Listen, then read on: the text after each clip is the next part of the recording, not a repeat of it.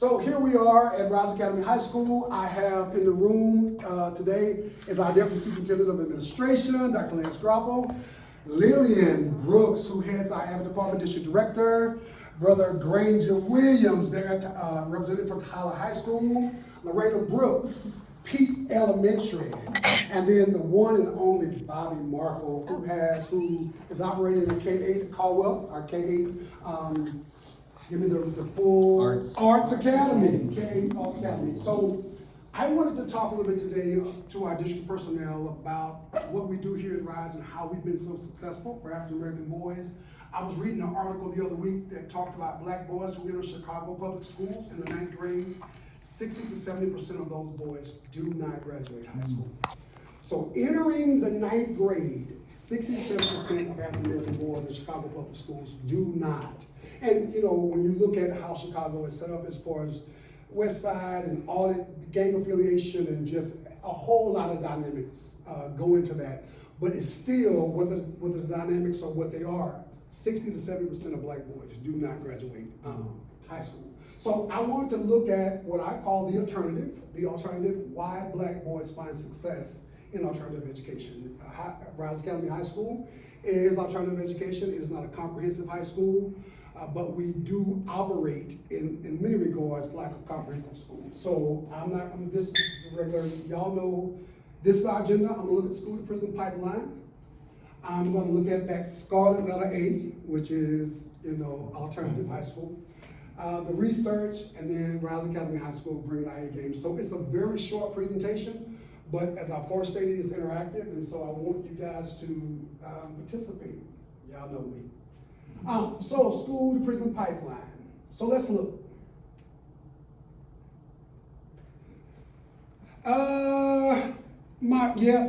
My friend, Lorena Brooks, tell me, what do you see?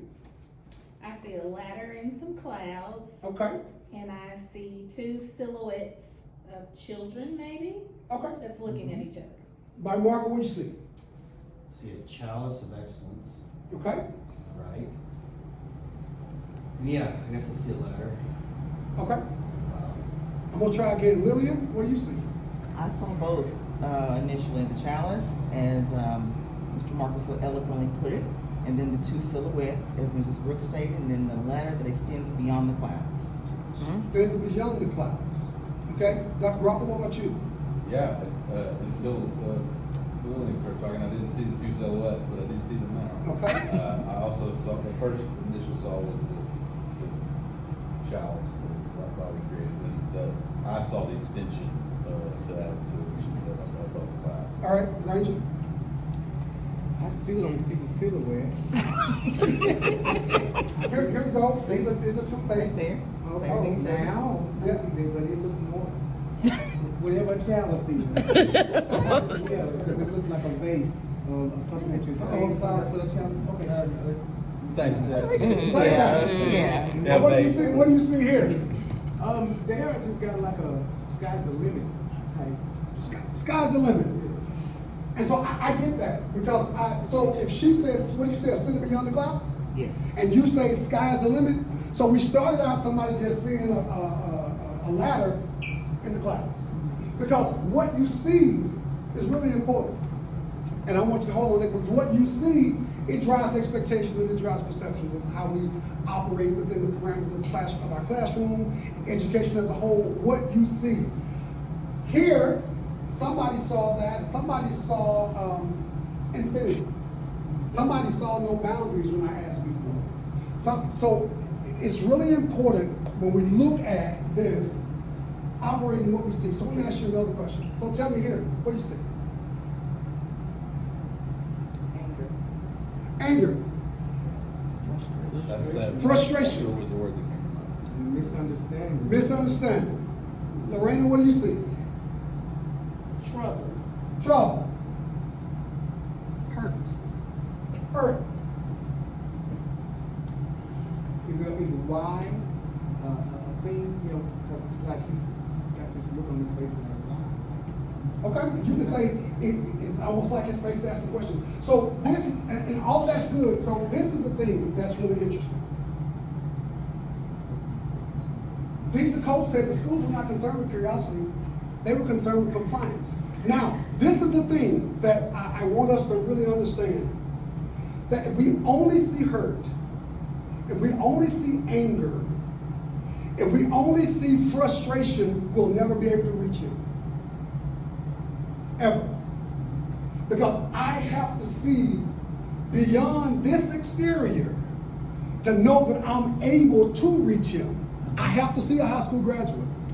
I have to see a young boy that's ready to learn, irrespective of what this is showing, because I don't know why this shows what it shows. But if, as an educator, all I see is frustration and hurt and anger, and I can't see beyond the ladder and the clouds, he's another lost case. Schools were not concerned with the curiosity that's here, but this black boy, and we'll get to that in a minute, compliance. So let's see. Interesting photo. Mr. Coates says, and I began to see these two arms in relation, which is sad. Those who failed in schools justify their destruction in the streets. Like, they ain't in school, they're out doing, robbing and stealing and committing crime. And so those who failed in school justify their destruction in the streets. Then society would say, he should have just stayed in school. And then they wash their hands.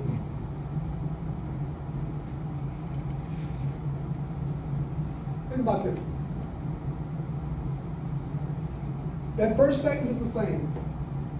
But Mr. Cole said he felt like that one enjoyed the official power of the state while the other enjoyed its implications. sanctions. Talking about the streets and school now, fear and violence were the weaponry of both. If you fail in the streets, and you were caught slipping, the streets would take your body. But if you fail in school, they suspend you back to the streets where your body is taken. We have to be very mindful of, they'll tell you here, if you get suspended here, you have done the ultimate. Because I understand the dynamics of kids needing this. I'm not talking about people that run over your campus. That's not what I'm saying. Because I'll look at culture and climate of this place in a few minutes. Of 7 years, almost 8 of no fights. It's a totally different environment, but it's how you set it up. And I'm not talking about right now 2,300 kids at Tyler High, 2,500 at Legacy. We have to start somewhere. So, just in our brief time together, what are your thoughts, Lily? You brought some things to our attention that I think sometimes we overlook. We assume some things, and I don't think we necessarily put everything into perspective. So just what you said a few moments ago about, if they're in the streets, their body becomes to the streets, but then we pick them out of school and we're sending them right back into the streets, which is not the safe haven most of the time for our young black males. Lorraine, what you got? Well, from an elementary school perspective, on a campus that have a lot of African American boys, I think we don't look past their exterior. And we look at the behaviors, and the first thing we want to do is suspend, or they're sitting in the office for a long time, and then they end up with educational gaps that then lead to what you initially said, they're not, 60 to 7% of them are not graduating, but it started in elementary. Bob, what you got? A lot of questions. But mainly, I think that I was looking up police officers. So I used to call these guys. Out of context. I do think that it is written clearly of a problem. And I'm waiting, not just from your point of view, your solution, or at least thoughts on a solution, but also the expansion of that solution. So what would it actually mean if curiosity was the common, for any student really, but in this case, that was fostered? What would that actually look like? What would be how would that actually look? I would be curious. That's my question. What would curiosity actually look like? Anybody else? think that, in elementary school,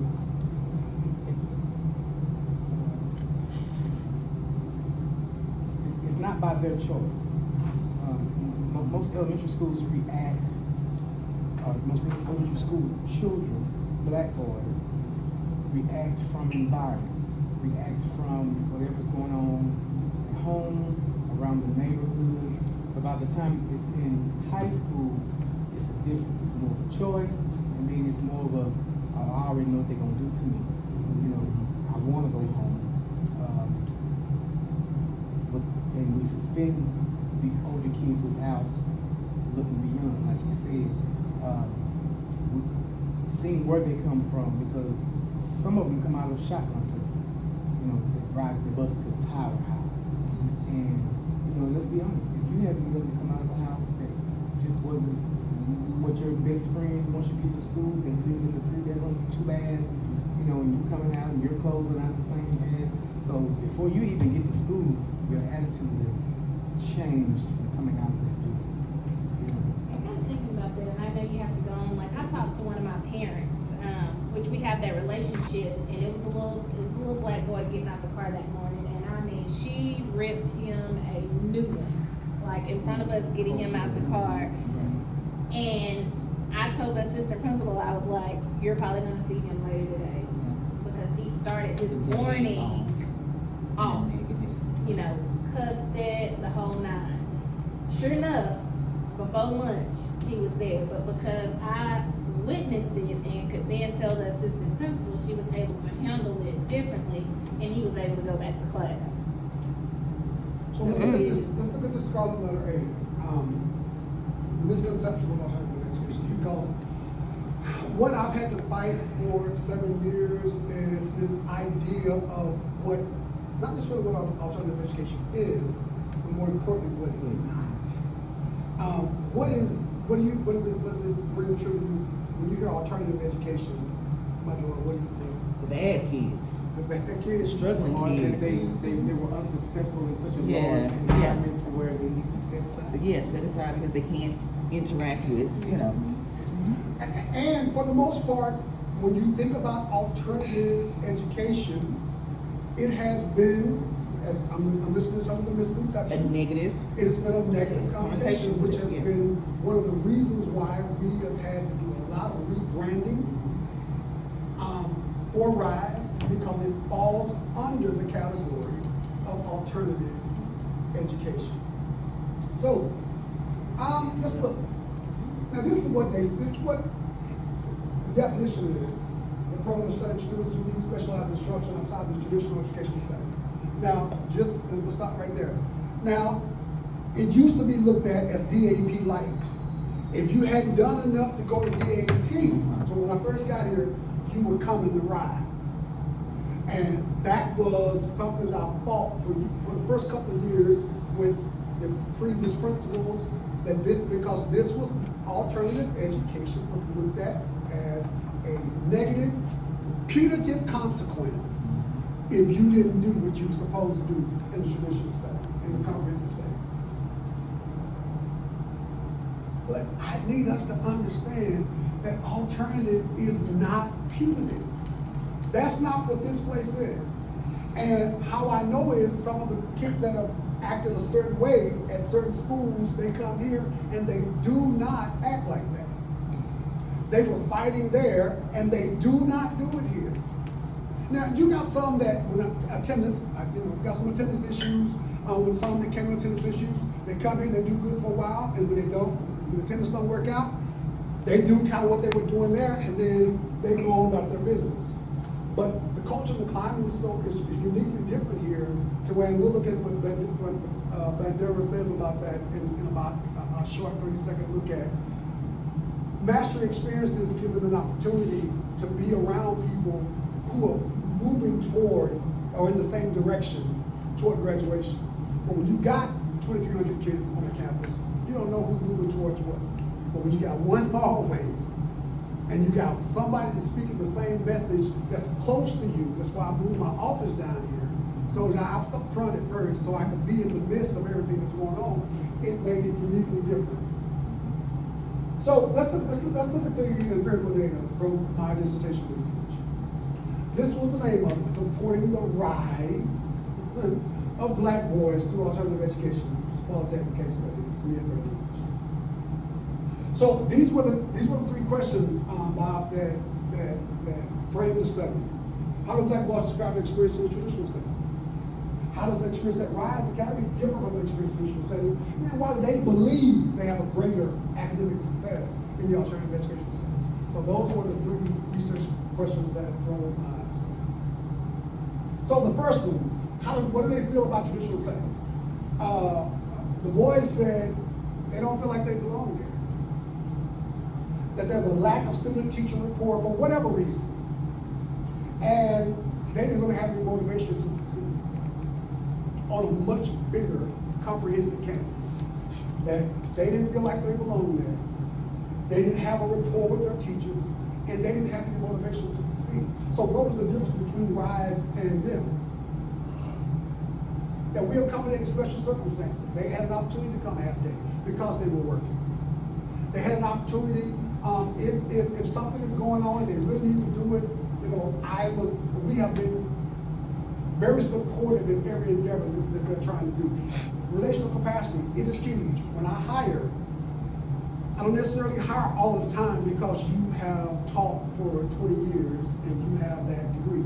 But there is a culture and a climate here that you have to, as a teacher, acquiesce to be able to reach a certain population of kids, a certain demographic of kids. And so my interview questions are not even the same as, because most of the time here, if you're not teaching an EOC class, you're not doing direct instruction.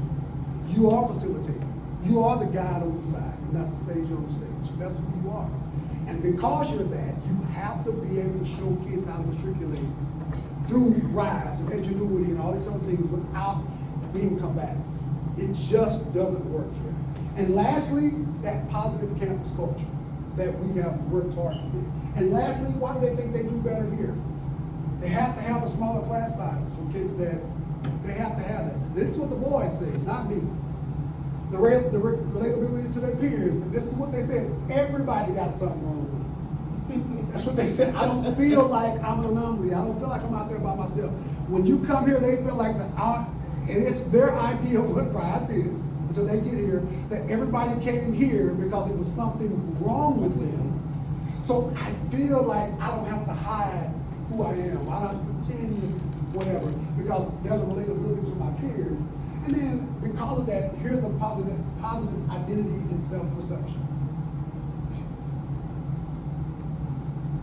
So these are the words of the boys. I got three of them. So this one said, me going to Ellis County, I was the only black boy my freshman year. I think I had about 100 in my graduation class. I was the only one, and by one black boy. So it was very, very different, a very different experience. Just being secluded from your normal crowd, being looked at differently, being held in a certain way, being spoken to in a certain way, than you normally would. Now remember, don't mean all this is true. It's how he perceived it to be. Now, that's the crux of it. Doesn't always mean that it's true. It's how they perceive it to be. But coming here, the experience is different. It's more beneficial if you have other things going on outside of school, like a job. Somebody may not have a ride to school in the morning, they come in the afternoon, they may not have a ride in the afternoon, so they come in the morning. At the other school, I feel like they weren't actually wanting you to succeed. Doesn't mean it's true, but that's how they failed. And that's huge. And these were in the dissertation. My least favorite time was elementary school. Lorena, we stayed in Ore City. That was where I was originally from. I'm not real racist, but those white people didn't really like me and stuff. They made me get on medicine and stuff, like ADHD medicine. So are you seeing how he's framing education as an elementary kid? That those white people made me get on ADHD medicine. And I started talking to myself, well, did you feel like you needed it? Yeah, I did, but I didn't want to take it. But from the mind of a kid in elementary, I'm being made to take a medicine that makes me feel strange. But before I came to Rise, I didn't like them. If you do something to make them mad, it was automatically your fault. They're not gonna listen to you. Like, you really have to say so. I was tired of being done like that. Nobody would believe these teachers were racist, so I just didn't say anything. My senior year, I didn't get to play football. So he goes through all of this. Rise, the teachers here care about you. They cool and stuff.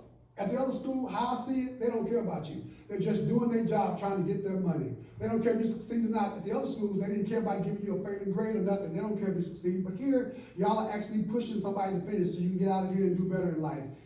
It ain't many of us in class. I like that. And lastly, sometimes the teachers will come at you because they were having a bad day. I didn't like that. I started to just stay to myself and take care of my business. But them teachers always had an attitude. I was bad. I was skipping. I was fighting. I was about it. I came here for a better opportunity. Them streets really didn't have anything for me. The trick part is, I don't even know I was fighting all the time. Over here, sooner or later you got to decide if you want to change or not. It's not going to be easy, but it's still my choice. I'm not doing everything I want to do, but at least I'm doing something. If I wouldn't have came here and got my diploma, I'm not going to lie, I would probably be dead. Mr. Floyd, y'all care about us, not just because we black. Y'all do the same for Mexicans.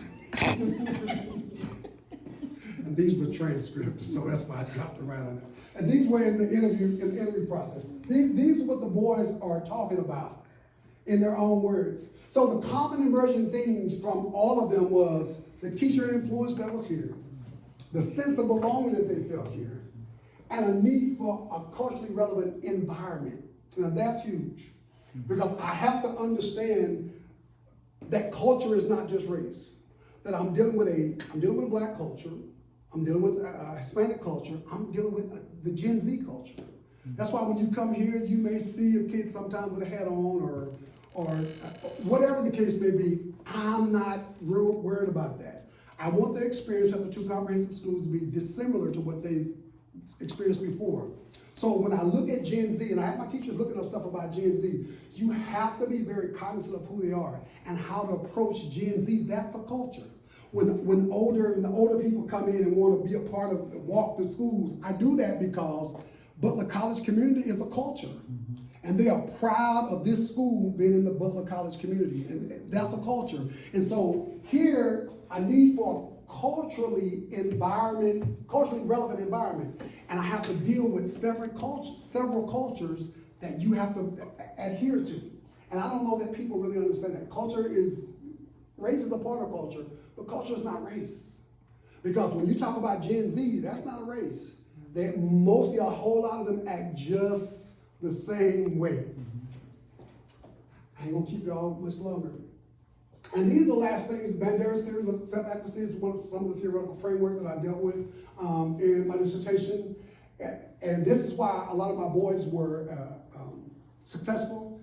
Them having mastery experiences, coming here and finding things or even subjects or things that they were good at, and the ability to be good at something makes you want to be in a place where you're good at it. That I feel like I can succeed here. That's why our attendance is like it is. That's why we don't have fights. And that's why our teachers aren't cussing our kids, and our kids sure ain't cussing no teacher. Because these mastery experiences that they've had has caused them to really want to be here. The social modeling, being shown ways to be successful. Even when we had our, we would have the stuff that's in the hallway, setting up our job fair that we have. Even when Lillian comes and we have our decision day, just like the comprehensive schools, celebrating them going to TJC or wherever.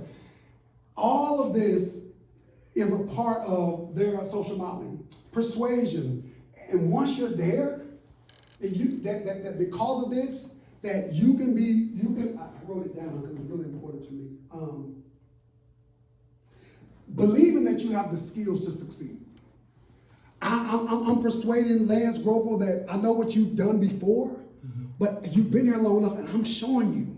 I'm with my words, and this relationship that we have, this rapport, I'm showing you. I got you to believe that you have the skills to succeed because of what we've established. And then lastly, their states of physiology, their emotional state determines their ability for self-efficacy and judgment. And it's all here in Rise. Takes one picture. And lastly, this is it. Bringing our A game. There we go, Bobby. Bam. Running around. There it is. I should say this is Dr. Crawford right there. I've got baseball. It's his thing. Everybody here knows our accountability system. Student achievement, progress, and closing the gap. We didn't, for a long time, we didn't get that. We had some barriers to what we did here. When we talk about student achievement, our barriers were that our kids had not been with us from the start.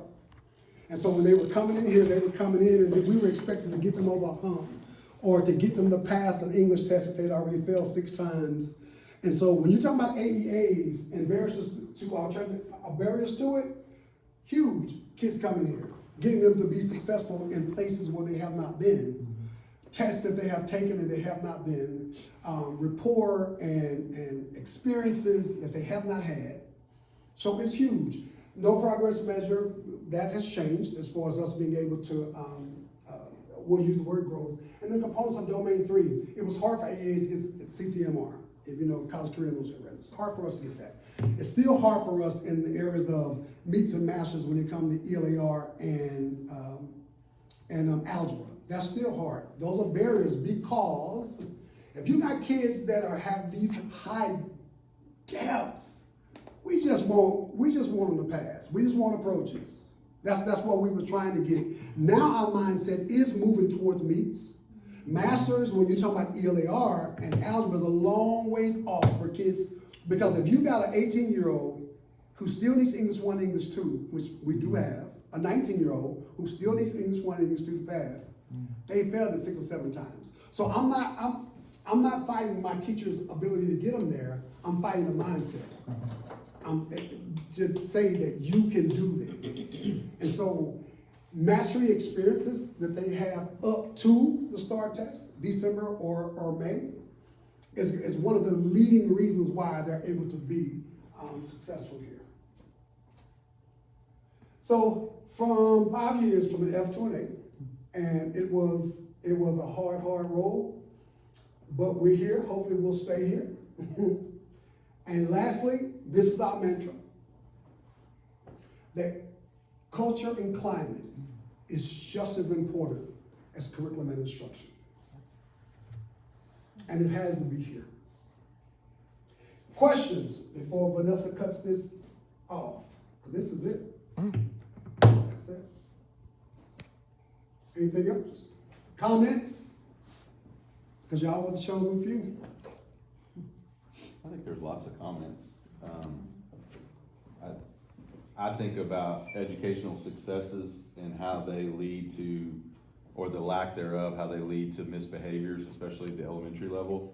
That frustration boils itself into misbehavior, which then leads to removal from class, which then leads to those educational gaps. And I just think that is so important that we get to understand the why behind it.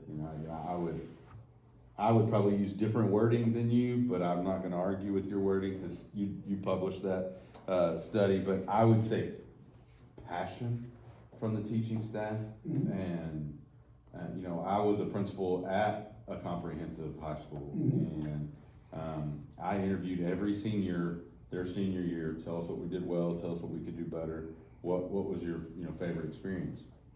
And when they would talk about their experience in the classroom and they would talk about what teachers really connected and motivated with them, there were 2 things that they would always say.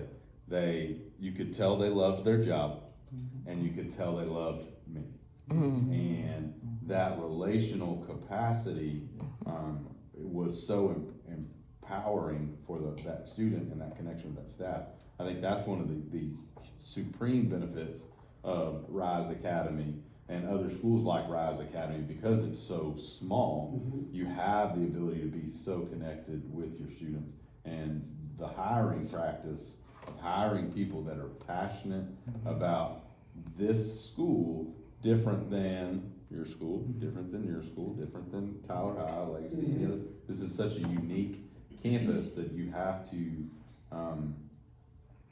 to hire folks that are passionate and see the potential in kids when kids don't see potential in themselves. So, I think obviously what your findings of your study are very affirming what I already believed, and it's so important that we get the right people in front of our students, whether they're the guide on the side or the sage on the stage. That person is so important. Because I knew what the educational gurus have always said about why black boys weren't successful in school, because we read all the studies that are out. But I wanted, with a qualitative study, I really wanted to hear why they felt like they weren't successful right here in the city.